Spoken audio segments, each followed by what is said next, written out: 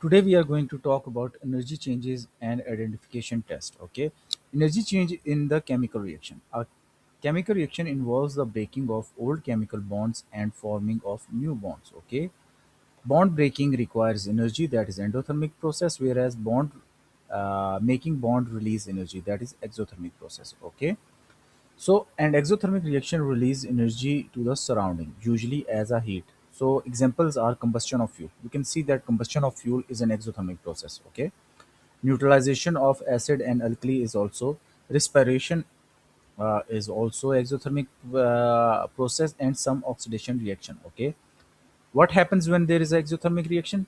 Temperature of the surrounding increases. Okay, product contain less energy than the reactant. For example, that is a diagram I will make, not an exact diagram. Okay,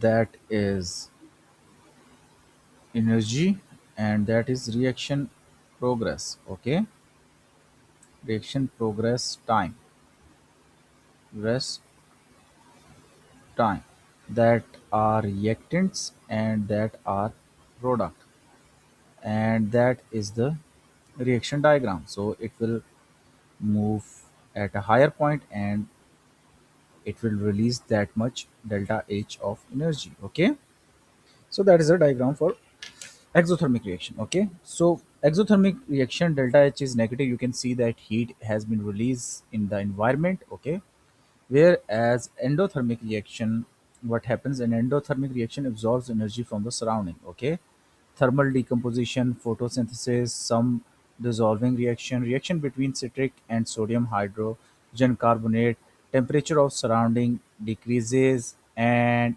product contains more energy than the reactant. Okay, I will again draw the diagram. Okay, so here opposite happens. Okay, that is reactant, that is product, and that is energy. Okay, that is exothermic, sorry, that is a exothermic diagram. I will make endothermic diagram. Sorry. So here reactant has less energy, whereas product will gain energy from the surrounding. Okay, so that delta H, it will gain from the its surrounding. Okay, surrounding. Okay, so delta H is positive because it's upward, arrow is upward. Activation energy is that energy. Okay, that is necessary to start minimum energy, a minimum amount of energy that reacting particles need to reaction to occur. Okay, even exothermic reaction needs an activation energy to start. For example, if there is a gas, okay, in the stove, you have to ignite it with the ladder. Okay, that is activation energy. Okay, flame of spark. Okay, catalyst lower the activation energy, provide an alternative reactive path, increase reaction rate. It is not used up in the reaction, does not change the overall energy change. Okay, bond energy, chemical bond contain energy, breaking bond energy is absorbed, making bond energy is released. We have done a lot of time about this. The overall change of the energy can be calculated. Delta H is equal to energy needed to break bonds and energy released when new bonds are formed. Okay, so therefore more energy is released, then it's exothermic. If more energy is absorbed, that is endothermic. Now we are going to talk about identification test.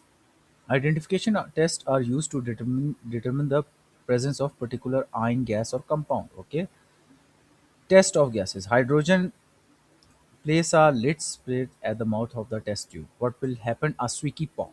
Okay, that is an important question in the MCQs. Okay, H2 plus O2 gives us 2H2O. Okay, oxygen, insert glowing split into the gas and glowing splint will relight. Okay, carbon dioxide, bubble the gas through the lime water and lime water turn milky. Okay, for example, calcium hydroxide plus CO2 gives us calcium carbonate, that is a milky, and H2O. Okay, carbonate precipitate causes the cloudy appearance. Okay, what about chlorine?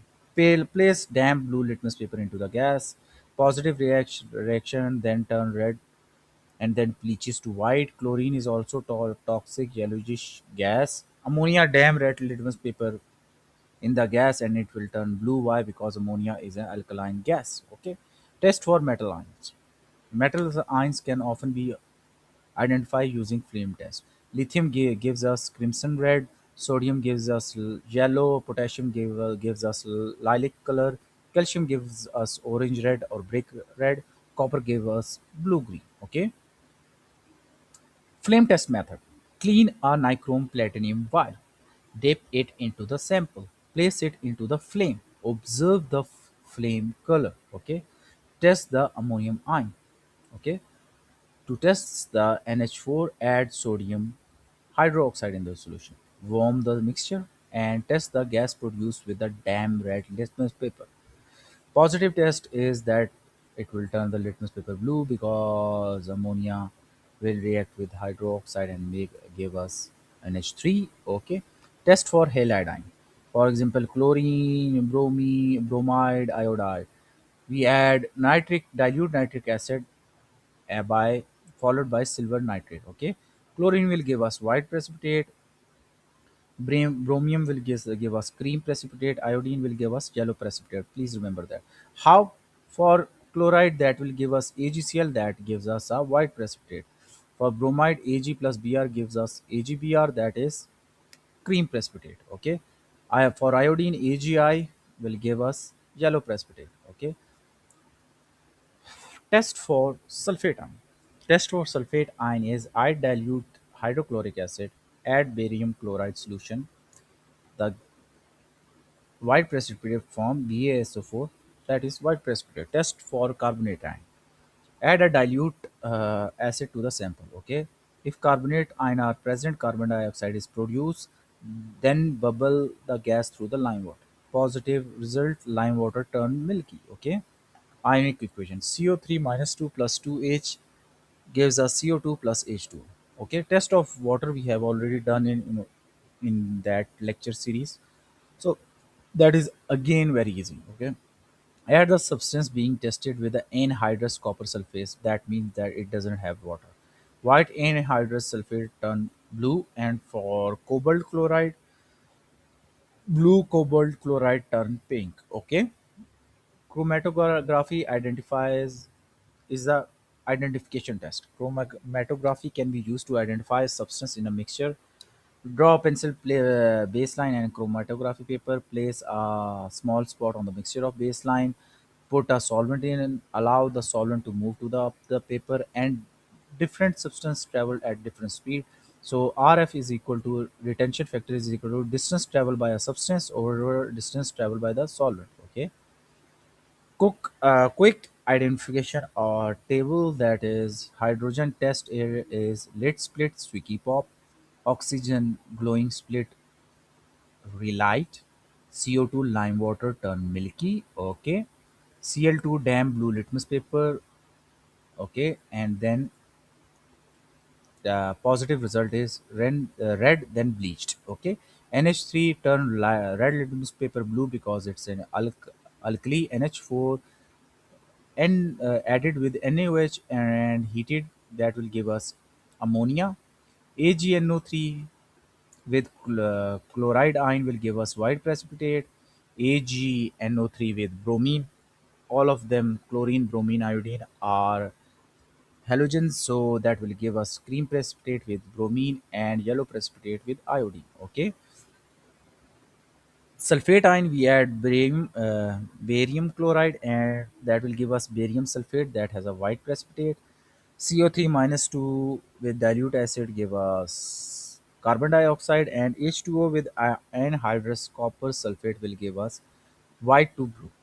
These are all the tests that we need. If you like this video, please subscribe and share with your friend. And if you want to take online classes, you can contact us.